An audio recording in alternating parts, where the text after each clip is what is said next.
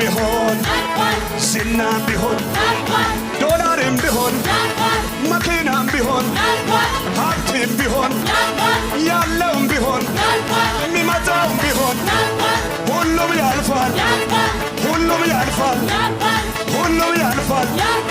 የማያልፈው አንድ ነገር በሰማያት ያለ ክብር ከዚህ በላይ እዚህ ነው።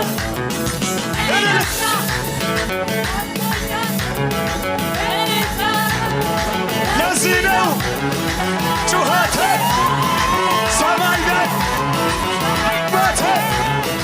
ለዚህ ነው እልልታ።